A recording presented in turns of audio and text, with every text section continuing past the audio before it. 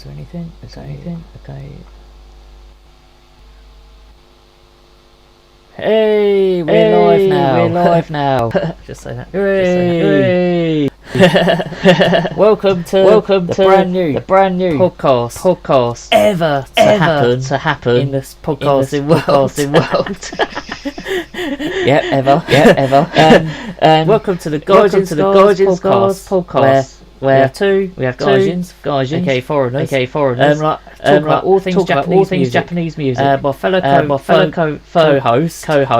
Well, since the days, I've tried to convince him to join Manu, but he kept on refusing. So introduce yourself. It'll never happen. It'll never happen. My name's Matthew Elliott. It's nice to meet you.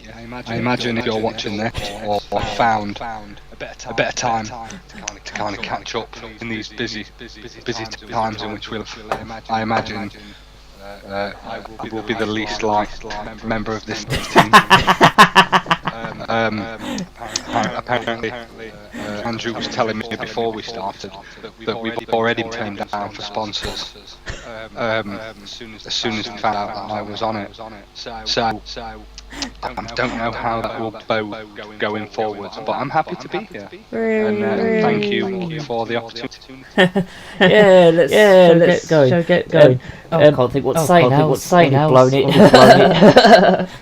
Already blown it. It's quite new, so this episode will purely be a test of sorts, just to kind of see where we're at, just try and get us confident. We don't give a fuck if you like it or not. But if you do, we stick around. I need to be nicer. I do need to be nicer. So other people have told me that. I've said I'm quite approachable. And I need to change that, because I did promise Andrew that I would be a bit more patient and caring and understanding in this one, and I will. But you know, it doesn't come naturally to me like it does. You're lovely, Anne. Oh, thank you.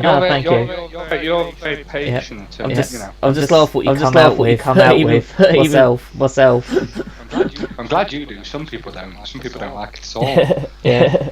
Just like the woes of days where we just banter a lot, as well as keeping everything on topic. I loved. Yeah, I do miss that. Yeah. I do miss that. Although, contrary to popular belief, I was playing a character for Wota. I'm not actually that brazen and awful to people. So, but I'm glad that people enjoyed it. Yeah. So, shall we talk about Wota briefly? More detail, who we are, and everything. Yeah. Back in the Wota days, I was co-host with Matt, and it was during COVID, obviously during lockdown, where we just me and him and two other guys. One needs a translation, so unless you're from Yorkshire. Talk to you, Jenny, if you're watching. So we just had a drink, or non-alcoholic, or what? Just talk about Japanese music, which is the idea of this podcast. So. Yeah, I'm pretty sure it was only ever Kelly that was non-alcoholic, or did Jenny a few times? I can't remember. I do remember Kelly got to the point where it was where I think she really didn't want any more of the alcohol. Yeah. And I can't blame her. Yeah. Can't blame her. Yeah. But no, they were fun times. Yeah. I was thinking about this the other day, because I always thought to myself, that only lasted for about 6 months. Yeah. But in that time, we started this podcast. Really good, loyal following. We headlined a festival. Technically, we headlined an online festival, and we had Necromidal open for us. So they were our support act. So I'd say we did pretty fucking well. Someone said we've got an echo going. We were aware we did test earlier, so the echo's still going on. Don't know. And that is why this is the test. So what do you think that's from? So what do you think that's from? Yeah. Good question. Good question. Have you got this open up on anything else? No. Purely that. So it might be OBS. Yeah, it might be OBS. Yeah, might be OBS. Yeah, needs to find a way of that. If anybody knows how to solve this, please let us know. We should start recording it just in case. And then we can always load it to YouTube, hopefully without the thing. Hang on, let me do it. Right. Yeah, I'll let you do it. Yeah. So it's all unedited. So. Right. Okay. Can you hear me? And is everything okay? Yes. Okay. So I am now recording this. Okay. So if the live stream is completely not void or whatever, I will put this up onto YouTube. Well, I will send this to you, and you can put this up on YouTube. We'll try and do it that way, because maybe it's an OB thing. That's a shame. Whoever it was in the chat, where the chat is, thank you for letting us know, mate. We appreciate that. Yeah, thank you, John. That would have been quite sad and embarrassing. Yeah. To get to the end of the episode and then like shit. Yeah. So I'll stick to the original idea. Yeah. If it gets too obviously unwatchable, I will not be offended if people stop watching the live stream and just want to wait until this is up. And I think that's so. This is one of the reasons why Andrew, I thought we could do this over YouTube, because there's no level of editing required, because technically we're live. But also putting it up on YouTube, you're not going to have to pay any of the fees that we pay with YouTube. You're not going to need like the I don't know the hosting. And I feel like more people will sit and watch YouTube and sit and chill with YouTube, obviously, than probably subscribe to audio podcasts now. Although I think they're great for work. But hey, if you don't have a job where you can watch it on YouTube during your work, then get another job. Sorry about that, everyone. It's only our first time doing it, so on a different platform. The first couple of episodes or whatnot we have to learn. Andrew, we've got to learn about what works, what doesn't. We can't. I know. People will expect us to be amazing off the bat. I mean, we are amazing, but. We've got to be allowed to make mistakes. We're only human. Yes. Like I said about I remember the Woter days. and also you said when Matt was not here was another one. Thanks, mate. On a couple of episodes where you weren't here. They had loads of them when I weren't here. Absolute bastard. So as the whole idea of Gaijin Scars is meant to be about Japanese music, so. I'll let you go first on what you did for when you went to Japan. Oh no, I think you start. Okay. I think you should start. Unless you don't want I'll let you start first. Yours is, you want me to start? Yeah. Okay. So, I went to Japan it was Christmas and New Year 2019.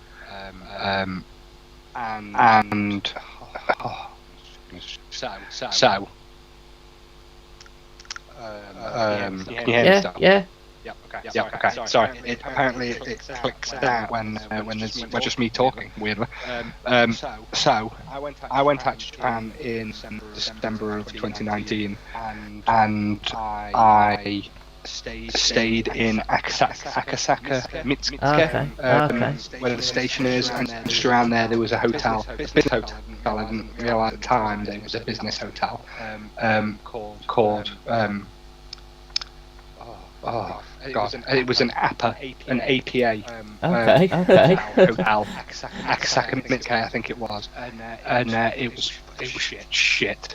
It was rubbish. I mean, the staff were amazing and the services were great, but the rooms were just, even by Tokyo standards, the rooms were tiny. I'm surprised they got a bed in there. And the toilet I could only describe as a caravan toilet, where everything was just plastic. But they had a restaurant, and the food was just phenomenal. Food was just amazing. It served aside from sushi, it served pretty much anything that you could possibly want. It was selling the yakitori, it was selling the gyoza, but it was also selling Thai food. Okay. It was selling like Italian style, almost like a tapas. Weirdly, but that was really nice. It took me a while to get used to the breakfasts. Because the breakfast they would offer kind of like last night's rice with salmon and but I really fell in love with the cold brew coffee. Oh wow! Cold brew coffee. Really felt quite hard. It was great. I think Akasaka is my favourite. It's my favourite district.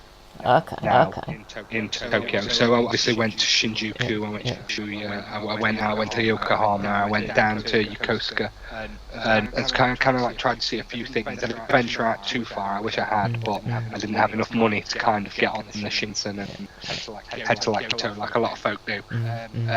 So I mainly kind of stayed in Tokyo. I went to this place, Toshima. Went to go and see this huge mall. I think it was called Sunshine City, which was fantastic because my ex-wife, she really wanted to go and see this. I think it was like there's a huge Pokemon Center in Sunshine City. And so apparently it was meant to be kind of like a really big deal. It was good. It was really cool. But we went out to there for a day. And Akasaka was kind of like, it's full of bars, restaurants. The hardest part about that journey really was deciding where you were eating that night. Because as you know, in Tokyo you have kind of like buildings with multiple floors, and there'd be restaurants on every floor, at least one. So you'd walk past 4 buildings and you'd actually pass like 15 restaurants. And so the picking where you were going to eat, choice that you had to make was overwhelming. And sometimes I'd wander through like the streets. We'd wander through, round the block almost. And we get to the end, we'd be like, right, where are we going? Where are we going? Just keep walking, because while you were walking, you were having to make a decision. We went to a few amazing izakayas and stuff, but mostly it was about the food. I know for people who probably listen to this probably think I'm more interested in the drinking, but food is my thing. I absolutely adore restaurants and food in general. I celebrate it. So it was perfect for me in that sense, because there was so many variety and options to go with. I think my only kind of thing I regret is I wish I'd have been more experimental with the food.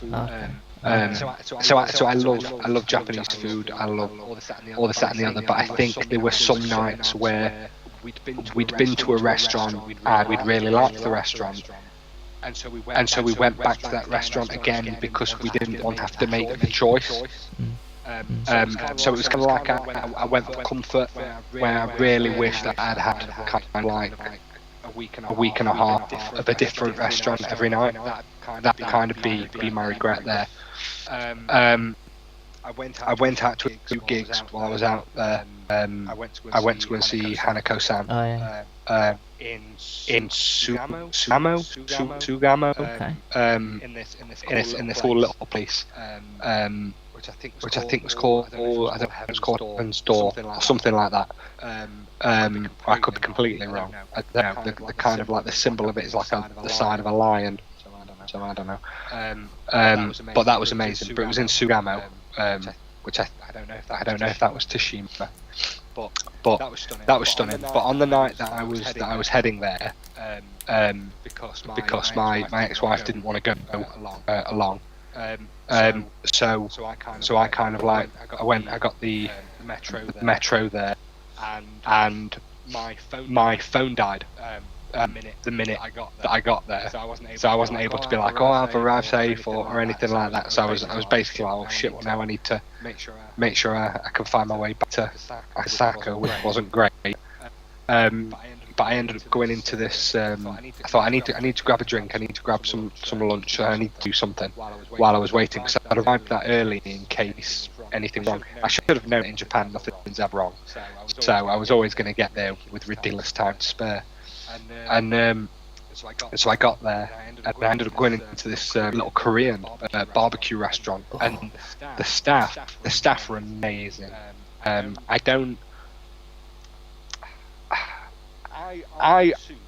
would assume, because it was like down a little jitty almost, or in a way.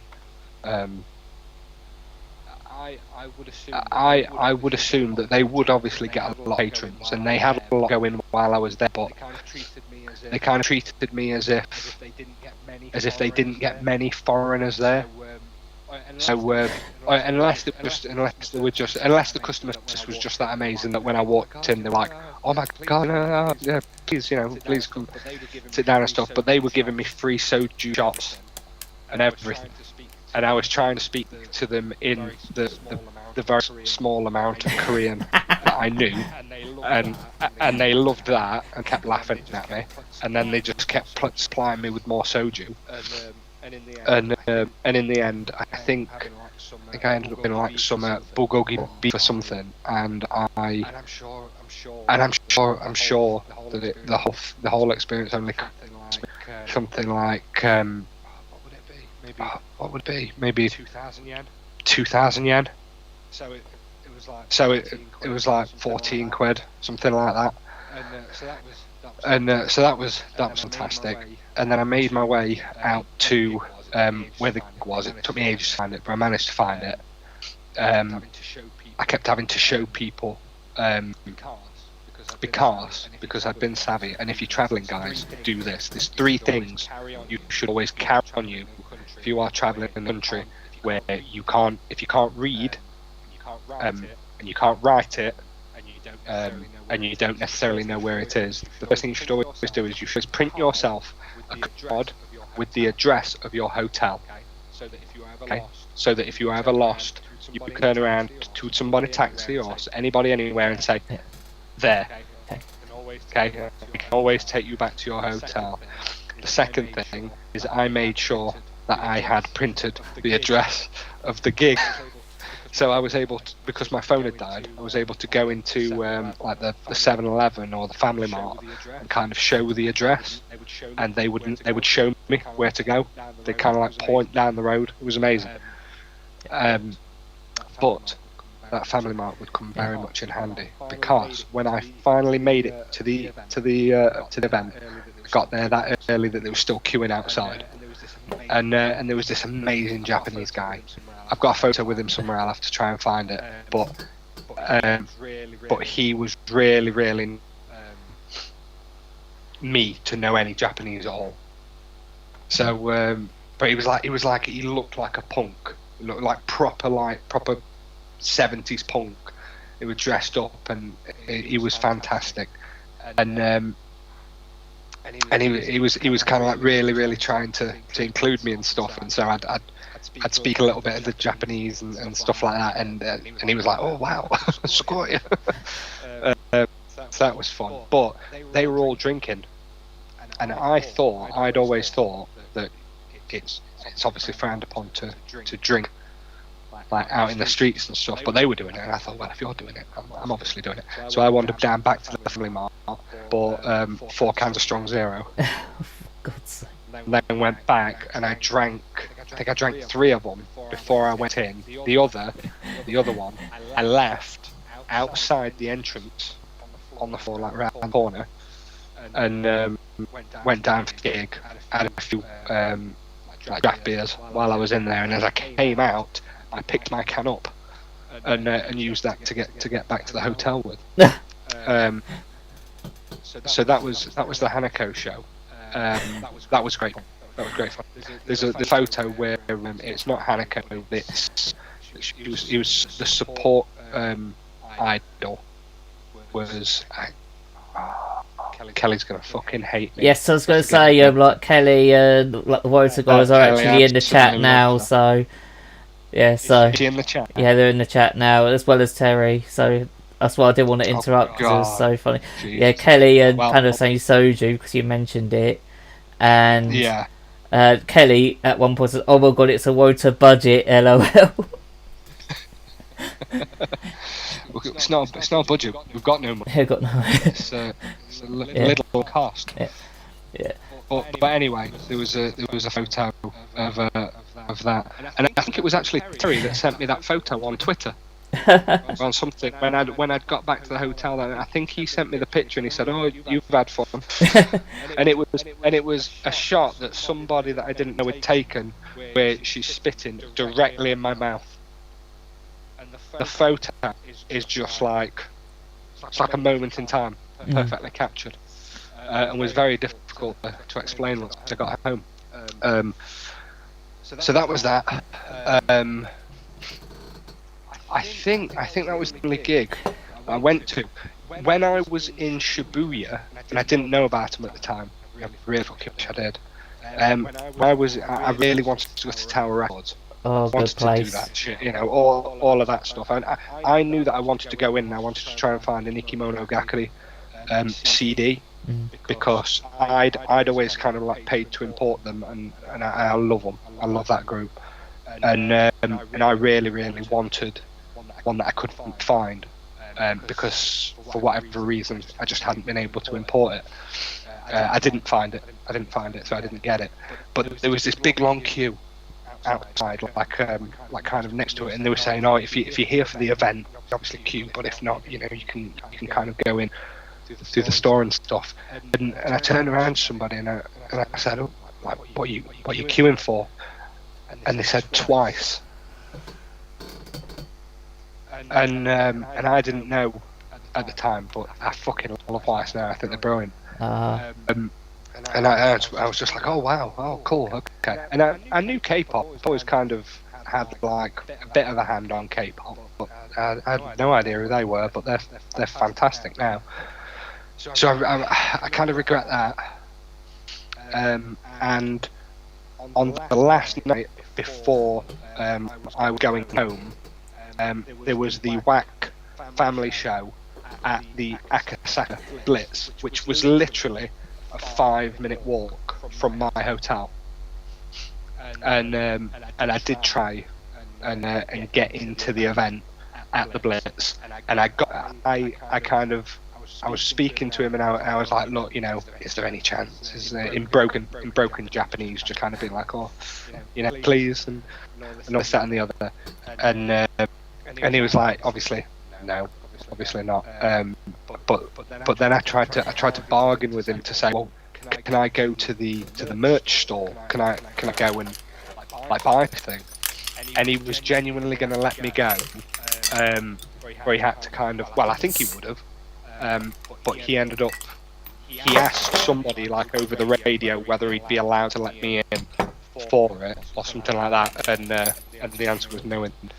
So what I did was I got really drunk outside the event with other people, with other people who couldn't get into the event. I'll put those photos up somewhere as well, wherever you put in photos for this, whether it's on the Facebook or Twitter or whatever. And just ended up with these like bunch of lads it was just fuck it. They were fantastic. But on the way back, it was like this little izakaya, like up this set of steps, too far from the Blitz, and they were selling like frosted Asahi, like in frozen glasses, and it was like, I don't know what it is, like minus whatever it is. But you paid the same amount for that as you would if you were to just have a pint of Asahi. They were both the same. So I was like, well, if they're the same, I want that one. And she was like, yeah, obviously. And I got so drunk that night. It's really not the size that my ex-wife left. No, I'm joking. No, I got that drunk that night that the next morning we had to be kind of like back at Haneda for, I think our flight home was at 11:30 in the morning, something like that. So we had to leave our hotel at about 6, maybe half 5, 6 o'clock. I was steaming, was absolutely ruined, and I've never ever felt more sick in my life than that car ride, because the taxi, the driver had put heated seats on, and for the duration of that, I just thought I was really going to be sick. But thankfully I wasn't, because that would have been an awful conversation to have had to have. The first time I got into Japan, I made a faux pas, because I tried to ask the taxi driver for one of the cards, the business cards that you get at the front, and I tried to ask if I could have one, and he had to refuse me. And so I remember getting out of the car, and I don't know what they were for, but I obviously, it made me feel like I shouldn't have asked for one. And so the first thing I did was got out of the taxi at the hotel and felt I'd already fucked up in the country shortly after arriving. And then I got home. Christmas is very strange in Japan because I kind of obviously knew all of this. I knew all of the stuff. I knew that Japan doesn't really celebrate, or if it does, it's kind of like it's more of like a commercial thing. But it was still strange to kind of like see kids going to school and people going to work on Christmas morning, and as for New Year, there was nothing. There was nothing. So that was kind of quite surprising, and I do feel in hindsight I probably wouldn't know at that year again. Although it's if you can get it's at any point. But yeah, and we got home, and I think it was the 3rd of January, 2020. That's when COVID came. And so suddenly when it got to kind of like February, and people were saying, if you've travelled to Asia in the last 90 days or whatever it was, I think we fell just out of it. But I do remember kind of like, I remember ringing somewhere and being like, we've kind of come from Japan, and they were like, oh no, if it's not China, we're not too bothered, kind of thing. But yeah, that was, and then the fun began with COVID. Yeah. So and I've not been abroad since. To be fair, I've not even kind of like ventured off to France or anything since. So my last abroad trip was Japan in 2019, which I'm hoping to change next year. But we'll see. That's a good story. That gives me confidence. Like, as I'm the host today, I just thought as well as you go first, so that you can get me the confidence. And Andrew, I'm making this very clear. You're the host every time, because we know what my track record of hosting podcasts is like. So I feel like you should be the host at all times, and I'll just be your back co-host. Okay. Like I said, it's been a few years away since time of COVID, when COVID was happening anyway. So I managed to get to Japan in March for the cherry blossom season. Yep. So I stayed at the Prince Tower Park, Tokyo, which is just by Tokyo Tower, in the area of Minato, part of Tokyo, which is about 40-minute walk from Tokyo itself. So I did go to Yokohama. Yeah, Yokohama, Shinjuku, Harajuku, Kawasaki. Yeah, Kawasaki, and Shimokitazawa. That's it. I got there in the end. So, which was amazing. So, because first two events that I went to, like concert wise, I went to Shibuya Cyclone. The first night was see a group called Asterism, which are quite a young band from Fukuoka of Japan. They're mainly instrumental, and Haruka, the singer, has actually been learning to sing lately, so it actually did sound good. And I met my friend Oliver, or Backer as he likes to be called. He got me a reservation for that show, and then went to Tower Records, as you said, because I remember going to Tower Records to look for because at that time Baby Metal's new album come out, so got that. Plus, also got Marvelous latest releases that came out at the top during that, just before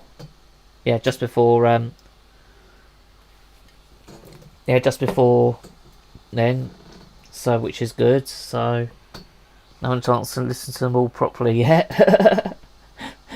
And then I went to Shibuya Cyclone again for idol group called Zaza, and they're like an idol group, alternative idol group, and so good. Like, because one of them, Saku, actually recognised me from social media, which was amazing. Which came as a surprise, because that's what I showed my social media to see if they recognised me, but one of them managed to recognise me straight away. And supporting them, and also they were supporting a group called Ohio, which is a band, Ohio or Good Morning, which are quite heavy as well. So then the following day, when I was there, I went to Anti-Knock. The venue Anti-Knock in Shinjuku. So it was a literally last minute show that I attended on the day, because I was going to go to Ryogoku for the wrestling company called TJPW. Oh yeah. And as soon as I saw that one of the members of the group Maze was what's the word? Post on an Instagram story about the show, I just literally had to get out of bed quickly, and actually got in time for Akatsuki no Arai, which was second on, and it was ex-Nekonom Idol Nana's idol group.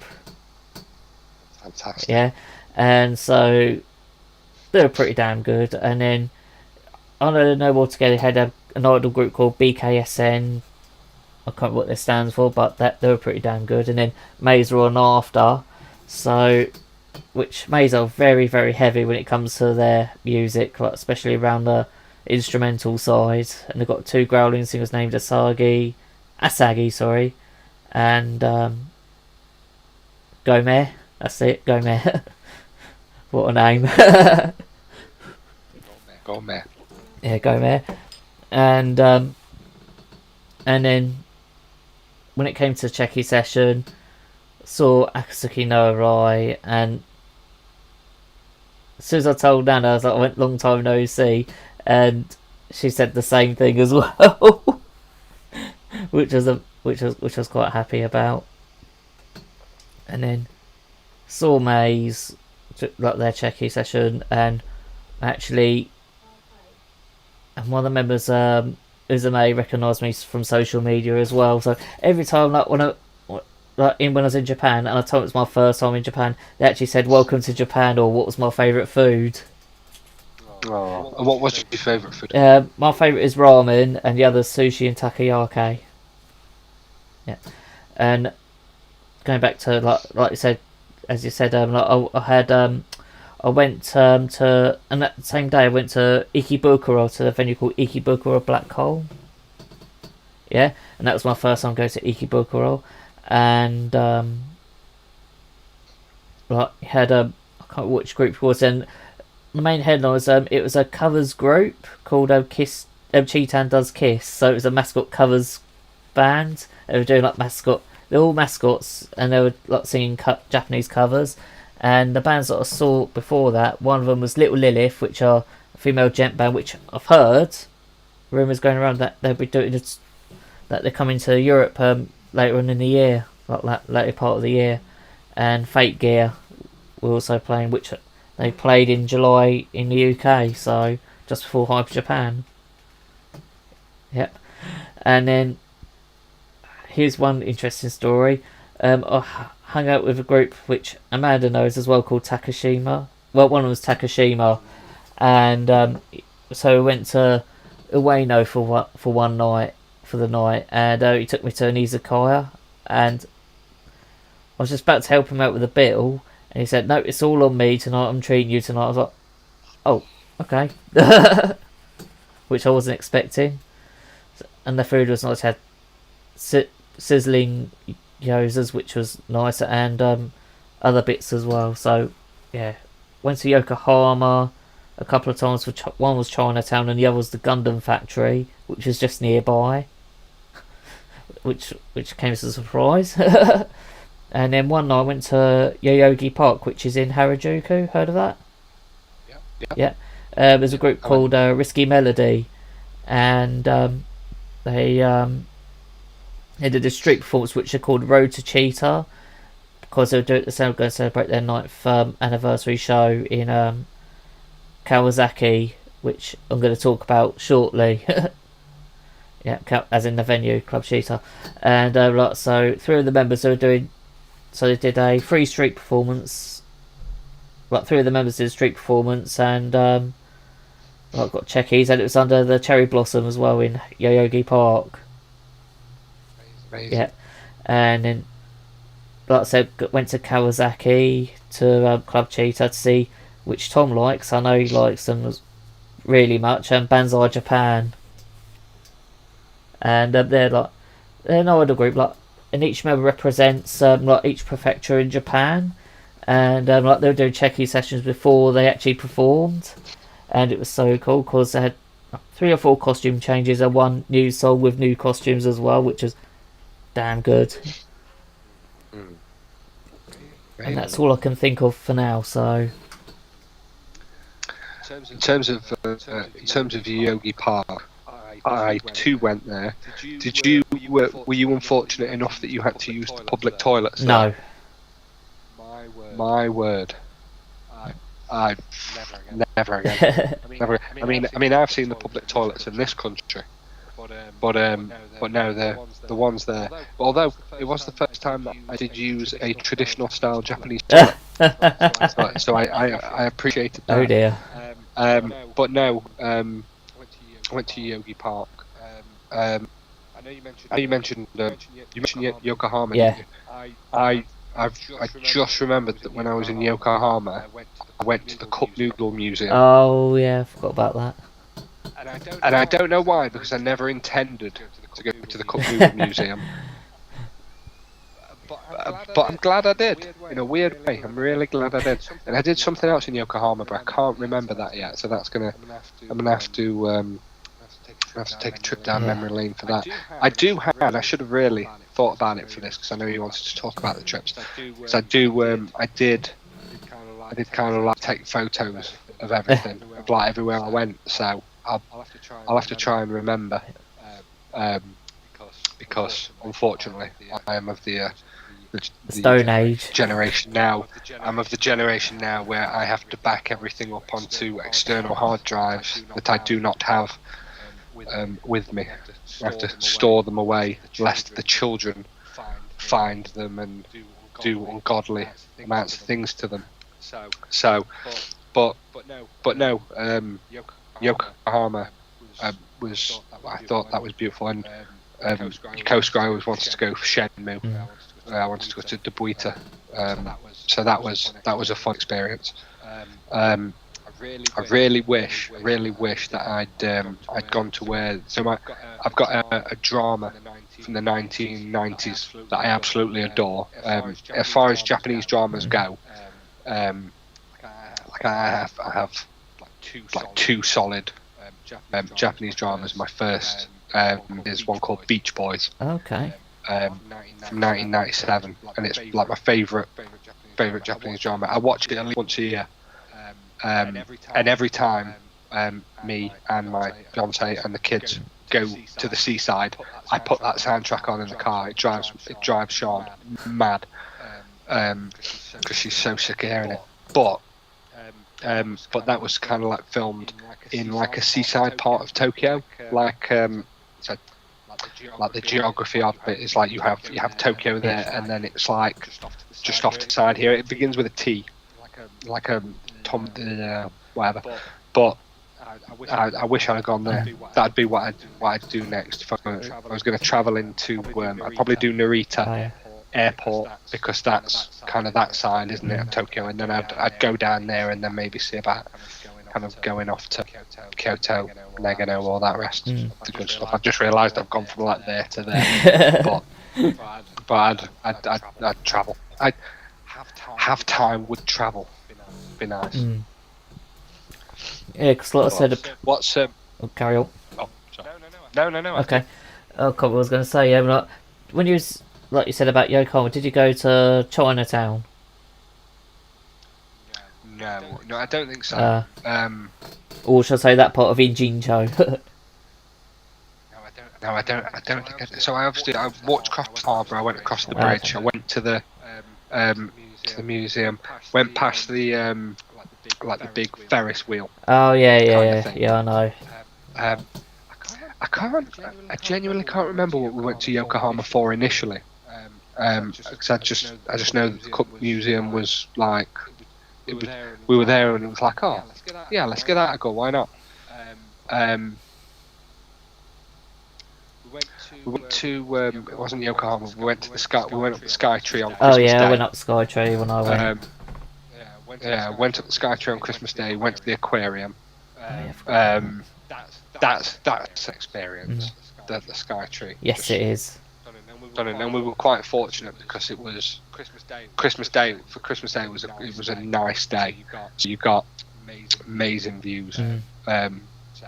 So really did appreciate that. But you still had all of the Tokyo Olympic stuff going off because they thought it was going to happen in 2020. So all of the stuff was out.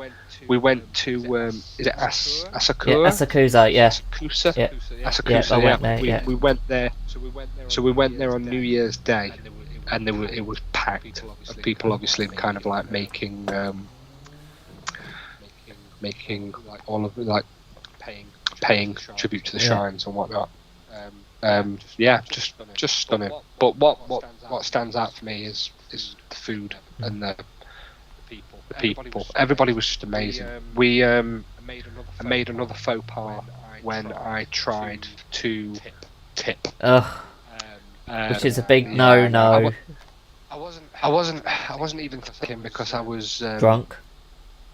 I wasn't drunk. So what it was is we went into like this little curry house, and it was one of the ones where you where you pay at the machine, you kind of take the ticket, and then you kind of hand that to the chef. But I remember there was something that we had to pay them for in addition. Okay. And I don't know if it's possible that I'd gotten something wrong, and I had to kind of pay that way. But I remember it seemed like the most natural thing at the time in that situation. The food was incredible, and I think I paid for something, and then I left.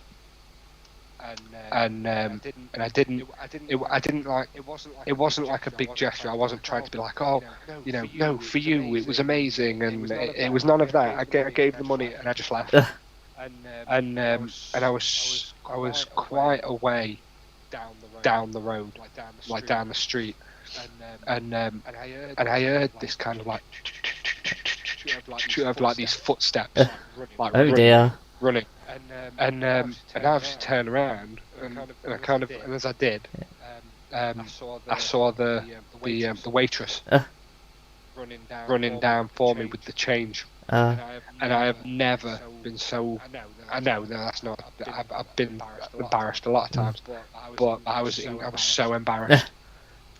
And I was just like, thank you. And again, I was like, oh no, it's thank you so much, kind of thing. And I just felt awful that she'd come back. So I made a lot of negative decisions while I was out there too. But that one wasn't alcohol. That was just not thinking. Okay. I just said that as a joke, so. Oh no. Because you just paused. That's why I just said it. Just. Don't worry. It's because I know that's something I would do when I was drunk. But I think I was more ashamed of myself that I was sober, and I made that mistake. We went obviously into Shinjuku. We went to the Sega arcades. We went to I went to Multiple Maniacs. Okay. In I think it was Shibuya, and it was the bar that I believed that was it Kika from Beers, Kika from Town. Okay. Owned. So she would kind of like put a lot of things up on Instagram, I think, at the time, and it was like this bar where you went down, and when I got there it was closed. Again, but I did get a photo in front of it. So one thing that's for certain. It was just weird things like that. I had, and I was ashamed with this. I had a Pizza Hut while I was out there from a back alley, right? And I don't know. I think because I'd gone, they've not figured cheese out. And because I had like a week of eating good food, but nothing like dairy or anything like that, I was drinking cold brew. I wasn't really having anything that I had milk or dairy or anything. And I had this just this margarita pizza or a cheese pizza, and I was so ill. Like I was ill. And I remember thinking to myself, Jesus Christ, that's the one time. Oh, and when I was in McDonald's, and bizarrely, because I know like a lot of places in Japan, they'll have like the Japanese menu, the English menu, and stuff like that. McDonald's, like just no English menu. Oh, really? And it didn't really bother me. I wasn't too fussed. It doesn't matter to me. But I thought to myself, that's fine. I'll obviously pick by the picture, and kore kudasai, all of that kind of stuff. And I'm sure that I'd ordered a chicken burger. And I don't know what I got, but it wasn't a chicken burger. But it was good. But it was nice. But I couldn't then go back and say, hey, just out of interest, what did I have there? So, yeah. But I love. Yeah, we all do. People, I love the food. I love the level of cooperation as well. So like obviously when you go to like loads of countries and stuff, when you try and speak in a language, when you try to kind of learn, you tend to find a lot of places. Like I had it. I remember I was in Prague, and I was trying to speak the language, and I felt I'd learned enough to get by. I'd learned enough to be polite. I'd learned enough to kind of find where I was going, and I'd learned enough to order, so as to be polite, to be not caught out and not make it difficult for the staff. And I remember being in one particular restaurant, and I got by fine. Mostly because most people tend to be nice, but I ended up in this restaurant on one occasion where the bloke must have found it that music how I'd described something that he went to go get his friend, brought his friend for me to hear it, then he started laughing, and then he went to go get a friend as well. and so, but I didn't find any of that in Japan. I found everybody was very patient, and thankfully, when they were telling me the prices of stuff, they'd show me on the calculator, so that I didn't get all flustered and have to apologise to everybody over and over again. Which is a good one. Being incredibly unprepared. Yeah, that's a good way to end on the subject. Before we end, let me ask you this: how did you find paying in Japan? Paying. So, because obviously it's very cash driven. But has COVID changed that? It's still a cash society. It is, but at the time, like they had to put like change or whatever or notes, and like they put it in a tray, like to pass it to you back and forth, like due to COVID. But as now COVID, that was when I went. That's when I went out there. But I know since then they've actually gone back to the way it was. So I didn't know whether or not COVID might have been a thing that kind of allowed you to pay more on card. No, it's still cash society, because I used a lot of that when it came to like not only concerts but also when I was buying stuff out there too. So yeah. Excellent. Excellent. Brilliant. And how do you feel about that? Do you feel like you've exercised the demon now? Speaking of like cash and everything, Terry's just put coin counters in some Covinis's, and you can use contactless more in some places now, which because he went out there most recently, and and like I said, what Kelly just said, they used trays before. I didn't realise they used trays before COVID as well. So. Yeah. Just so everybody's aware. Just so everybody's aware, I have not got the chat in front of me, so I'm just rolling off of Andrew. So thank you for that, guys. Cheers. I think that's the subject. It's the crux of it. I remember. I suppose. So like people like Terry and obviously like Kelly and I know that you guys will be much more prepared. You kind of know what to expect and stuff when you're out there.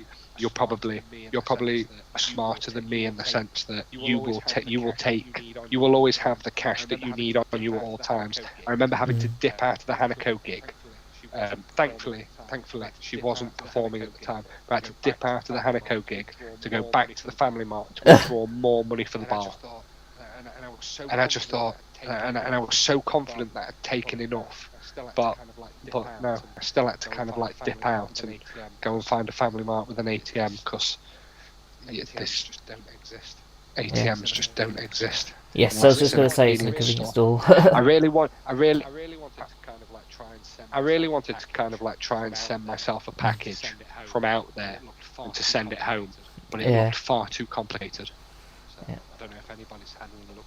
don't know if anybody's had any luck with that. Okay, now like going back to a subject, because I know we talked about like our last trip, that was the main topic. But like one thing I'll say, the other part of this episode is we talk about 3 albums, best albums of this year, and I will go first. So like I'm going to go from number 3. I'll say the third one, which like best so far, I would say it's a difficult one because it's a group called Maze, as I mentioned in was in Japan. It's quite a difficult one because they did like put loads of like singles out so far this year, and if one stood out would be Grotesque Creatures because it's so heavy on the instrumental and it's got a really sick breakdown which is very brutal, and they got Asagi and Gomez vocals coming through, like screaming vocals. They got Uzume and Ryo's cleans as well. So, and my number 2, sorry, it was a difficult choice, but I'm gonna say which loads of people might say no surprise is going to be Iziliel's Moonbow Genesis, which I thought would be like a little bit very. At times, I thought it would be quite like very similar to what Necronomidal would be, but it's totally different. There's loads like melodic metal in it, melodic death metal. Sorry, and another bits. Thanks Terry on that, like, about Grotesque. And then my number one, of course, no surprise, is my favourite band, Love Bite. So with their Judgment Day, it's their first album back since they went on hiatus 2 years ago, and it's the first album under their new bassist Fami, and it's pretty much how it finished with Electric Pentagram. So very fast, very heavy, amazing vocals, and the biggest standout on the album would be Stand and Deliver, which I'll talk about later. So they're my three choices. So on to you, Matt. And this is albums, is it? Mm-hmm. And this is albums, is it? It can be a single if you want to as well. So I'm not gonna. So the three singles. So the three singles that I've picked are not on these albums, but the albums that I would say are my three favourite this year so far. In third place was Ayumi Hamasaki's most recent album, Remember You. I have a love-hate relationship with Ayumi Hamasaki in the sense that it's her that got me into Japanese music initially, when I was younger. But it feels like everything now is far too forced. So I imagine it's. I enjoyed the album because I remember being very excited to find that it's like her first proper release since 2018. So I was quite excited for that. The album Remember You feels very much like somebody that's being forced to make an album. When you listen to it, so it kind of made me a bit. I thought, fucking hell, I've waited all this time, and it's it feels very forced. But going back and listening to it a few times, I think it's probably just who she is now, and she probably just makes it because she feels she has to, maybe. But I still quite enjoyed it, and but it's definitely third place. In second place, one of my favourite bands, and I know Kelly will be surprised that this isn't number one, but my favourite Japanese band, Cro-Magnons, and their album Mountain Banana, great release, love it. Everything it could be an album of fart noises. It's from Good them. description. It's from them. I love it. I just love it. Really fun, enjoyable. Stick it on in the car with the audio up and love it. Really enjoyable. Amazing. Love it. Really enjoyable. First favourite album, and it's they've really blown me away, to be fair. So I only found out about them this year. I'm quite late to the thing. Obviously, very popular now because they played last night. Oh, but it is handy, and it is their new album, Reborn Superstar. I have been blown away by them. I think I was that obviously joke with We Love Sweets and stuff, where people are kind of like, fucking hell. I obviously love Passcode, and I love kind of like that music. It's getting harder for now because I'm kind of listening to all different things, and I don't kind of. I'm not trying to move away from the idol stuff, but I probably don't listen to the idol stuff as much. And Hanabi kind of feels like a bit of fresh air from that. It feels like there's a lot of different things happening with that music, and I just find it fun. I've enjoyed that. I've enjoyed that. That's what I've been listening to recently. I didn't go and see them in London last night. I feel like when it comes to gigs, for me personally now, I think the logistics of it are getting harder for me now. Obviously with the kids and with everything, the thought of I really wanted to go and see Hanabi in London, and it was like 20 quid the ticket, and I thought it's a no-brainer. You've got to go. But the logistics of kind of leaving the family for the day, going there, coming back to then go to it's not feasible for me at the moment. But hopefully, I'll go and see them at some point. So in terms of albums, that's where I am at currently. And but I think the great thing is there's still a couple of months left to kind of blow those still out got of a few the water. months left. Definitely. Did you have singles or are they? Did you have singles Grotesque or are they, Creatures was actually a single. Yeah, so that by Maze, that was a single, but the rest of the other two were. Yeah, let me try and think. Yeah, the other two were albums. So yeah. I'll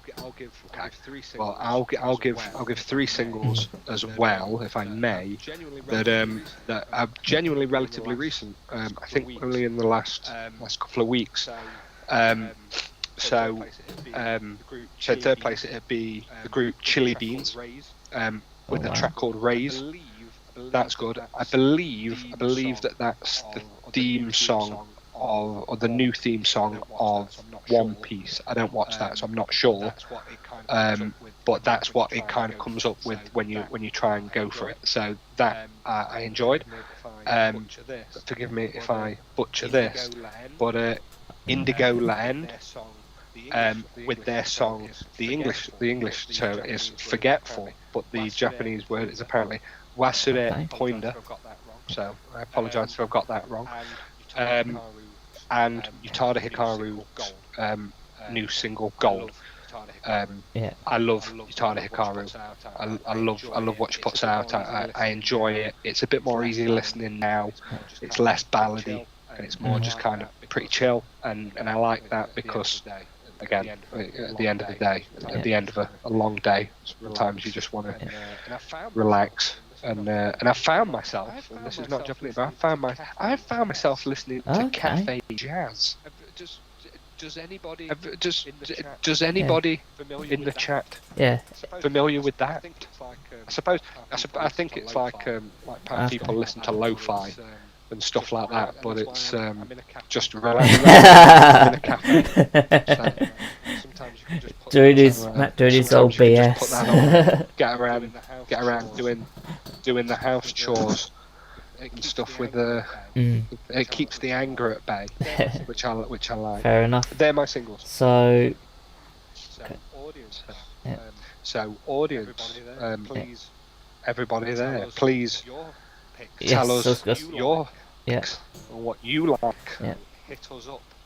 So hit us up with all of your suggestions. Okay. So I know it's just coming up to the end of the episode anyway, but one thing I'd like to say is thank you for whoever people that turned up to the live stream. It's the first time we're doing this, so so it's been recorded as a backup anyway. So sorry about the teething problems because we did test it out earlier. So just thought I'd give you a heads say that now, just to.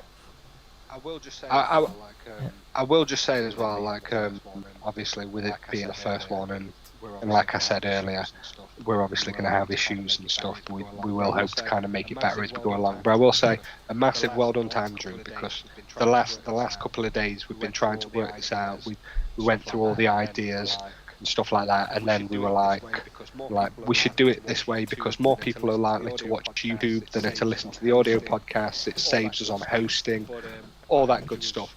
But Andrew has really been kind of like going out of his way to try and make OBS work and all the rest of the stuff that which really just stresses me out every now and then trying to get things sorted. But you've heard what they say, Andrew. You have to suffer for your art. You have to suffer for what you want. And this is your podcast, so you do all the work. Well, it's our podcast. Should I put it this way? Don't push it onto me. Oh, don't push it onto me. Okay, so I'm just here. I'm just here. We're all here to chat, so fuck you. So, hope you enjoyed it. Of course, I'm Andrew, the host, and whatever. So follow myself at on Twitter as at Andrew_BFI. For Gaijin Scars, it's at Gaijin_Scars, and same for YouTube. I've got WordPress, so I do blogs every now and then, like say once a month, hopefully, as well as reviews. So follow that. And Matt is my fellow co-host. Should I put it that way? I am the co-host. I am the co-host. If you want to support me, you can follow all of the things that Andrew's just said. I tried to set up a Twitter or X or whatever the fuck they call it now, and I got a nice email saying that what is it? Basically it's something like I'm blocked. That's Elon Musk for you. Some of that company guideline or something. But I got this lovely email where it was like you would need to like jump through all these hoops or something to kind of like try to re-establish on there, and I was just not. So yeah, I've never got anything interesting to say online anyway. I mostly just share football scores and I'll be the same too, like rubbish, football now and then, but I don't do it very often. But because at the end of the day, Matt's a Liverpool fan, so he can whatever. Thanks. Yeah. Thanks. It's all banter. But no, I don't really. I'll be active on whatever. But the best place to see us is on here. Yeah. Gaijin Scars YouTube, so which probably be now. Shall I declare it will be mainly recorded but uploaded later. Out of interest, if you have watched this, please tell us kind of what you would prefer, how you would prefer to kind of for the show to be, because ultimately we make it for us, we make it because we want to kind of do it, but it'd be nothing without you. So if you say to us, I like the live format, I think it's nice. The reason we wanted to do it live was because we wanted the community aspect, the feel of it. We wanted to kind of be able to react to the listeners in real time, but obviously with the teething issues and stuff, tell us, what do you prefer? Do you prefer it live? Would you prefer it kind of as an episode on the platform? You tell us. We might not listen, we might not care. We might not care, but tell us anyway. So like, going back, look, as we're about to end anyway, I know done our socials, like any songs that we recommend, Matt? I'll do mine first. So I'll say it now. After it was hard at work and everything, today's episode song of the day would be Love Bites Stand and Deliver from their Judgment Day album. It's so heavy. It's just that the bass at the start just knows you're going to be in for a great song. So even though I did a lot of hard work, but we did deliver in a way to get this episode up. So you've greatly put me on the spot there. I weren't expecting that. Give me a minute. Yeah. A song for the day. Or song for this episode, like recommendation sort of thing. But you can. That was just meaningless. By Go to the Bed. That's a group I haven't heard in a while. They've got the gang parade. They've got the gang parade again now. So I don't understand whack. I don't understand whack anymore. It moves too fast for me. It moves too fast for me. I've not got the time. Okay. So that's the end of the first episode. Like I said, let us know in the chat. This will be archived, so like let us know what you think. Should we do it on YouTube, like recorded, or as a live stream? Let us know. So that's the end of like the Gaijin Scars first.